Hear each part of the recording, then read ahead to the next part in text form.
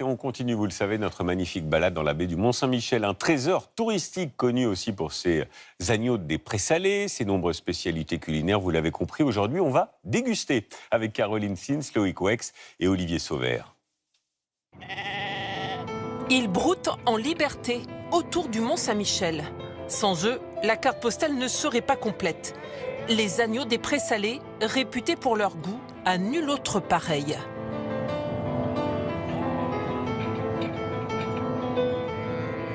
Chaque matin, quand il fait encore froid, les agneaux nés en ce début d'année sortent de l'étable et rejoignent leur mère.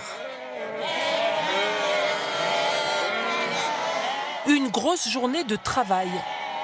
Roxy, viens à droite! Pour les chiens, Roxy et Vauban. Ils conduisent le troupeau à travers ces prés régulièrement recouverts par la mer. L'éleveur François Leclerc n'a lui qu'un seul guide, la météo. Il faut toujours avoir le calendrier des marées en tête.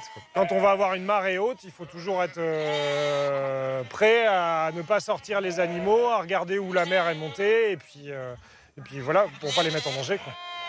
Être éleveur, ici, demande une vigilance de tous les instants. L'eau est un piège pour les animaux. Pour moi, les risques principaux, c'est quand les brebis traversent les criches ou les petites rivières et vont boire à la rivière aussi. Elles peuvent s'enliser dans les sables mouvants, et puis quand la marée monte, elles sont noyées. Le troupeau marche une dizaine de kilomètres par jour et broute cette herbe si particulière des présalés. Ici, c'est recouvert régulièrement par la mer, donc on est sur des plantes qui sont halophytes, qui résistent au sel. Donc c'est pas du tout la même chose que ce qu'on va retrouver sur des prairies classiques sur le continent. Un peu plus loin, dans la baie du Mont-Saint-Michel, partons à la découverte d'une autre ferme. Ici, les vedettes sont les vaches laitières. Du lait bio, transformé en bons produits. À la ferme des Carameux, il sert d'abord à faire du fromage, qui s'affine lentement dans la cave. De grosses meules blondes qui embaument. On les retourne, on les humidifie. Et là, un fromage comme ça, on va pouvoir le conserver 3, 4, voire 5 ans sans problème. Avec la crème, il confectionne du beurre, à la belle couleur dorée. Des grains malaxés pour éliminer le petit lait. Les mottes de beurre faites à la main sont appétissantes. On a une belle couleur jaune.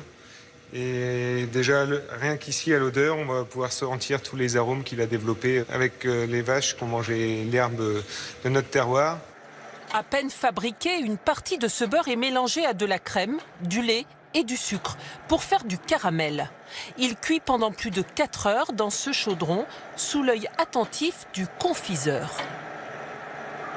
Il durcit vite et la texture, après, pour qu'on puisse bien le papilloter et pour que le bonbon soit assez tendre en bouche, c'est important qu'il soit d'une bonne texture. Une pâte de caramel bien lisse, mélangée avec des grains de sarrasin, versée sur une table froide. Pour qu'il refroidisse, je le retourne un peu. Prélever un peu de pâte pour la goûter, c'est le plaisir de l'artisan. C'est comment là ? Voilà, chaud sur la table, juste sorti de cuisson, c'est le meilleur. On s'en lasse pas, c'est agréable, c'est goûtu, on sent bien le lait. Et c'est une vieille machine des années 70 qui découpe et enveloppe ces caramels normands, artisanaux.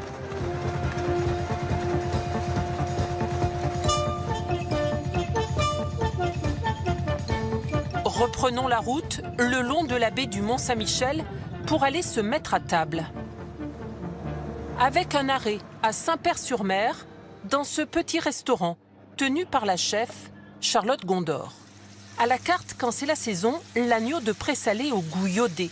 Pas besoin d'artifice pour le sublimer. Dans le sautoir, j'ai vraiment mis du thym et juste de l'ail pour avoir un petit peu de parfum, mais que ça reste quand même relativement neutre. Et beurre, vraiment juste ce qu'il faut en gourmandise pour faire revenir l'agneau. Et pour renforcer les saveurs, un jus longuement mijoté. Plus ça réduit, plus ça va se concentrer et plus on va sentir le goût d'agneau dans le jus.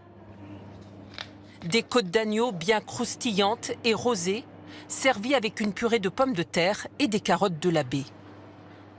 Comme l'agneau, comme les pommes de terre aussi, on est vraiment dans le tout local. Les pommes de terre de la purée viennent du Mont, les carottes, c'est l'assiette du Mont.